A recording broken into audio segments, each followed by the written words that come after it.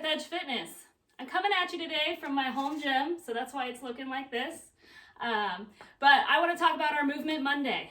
So today we're going to be talking about the hip hinge. Some of you might hear that and say, what's that? I don't really know what you're talking about. Or you've heard it before and you think you know what that is. But it's a movement within the hips. It is very important for a lot of our lower body movements, such as the deadlift, a clean, even a hip bridge, a side bridge. All of those incorporate a hip hinge movement. Okay, so I'm going to show you a couple little tips of how to get started in moving correctly through that movement. So to start, feet about a little bit wider than shoulder width apart.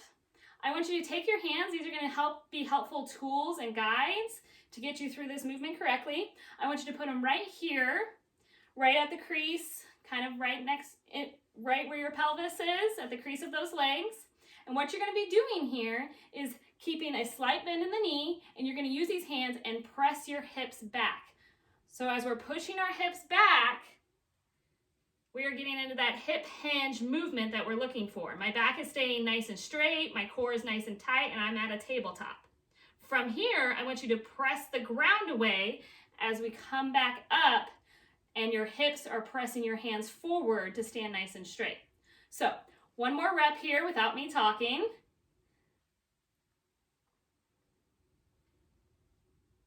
And then from the side view, same thing. Feet a little bit wider than shoulder width apart. My hands are in place. I'm going to press my hips back, so I'm pushing my hips back in this movement.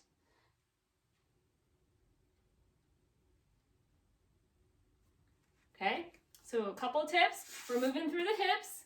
We're pressing those hips back. There's no movement in the knee here. Make sure your core is nice and tight through the entire exercise. And as we return from that tabletop position, I want you to press that ground away. So you're pushing the ground away to stand up nice and tall back to starting position. This is also incorporated with the hip bridge. So I'm going to show you that real quick. Laying down, nice tight brace. Let me get in good camera view here. And we're going to press those hips up. Again, we're moving through the hips. And from this position, as if I'm standing on the ground, I'm going to use my hands and press my hips back down till my lower back hits the ground. Okay? Again, we're working on the hamstrings and the glutes here. Really squeezing those glutes, standing nice and tall, and then lowering as we press our hands against our hips to push those hips back down. So those are the two exercises that I showed you today for that hip hinge pattern that we've been looking for in lower body exercises.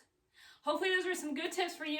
Thanks for checking out our Movement Monday post, and keep in touch with Edge Fitness on Facebook for some great daily videos. Thanks again.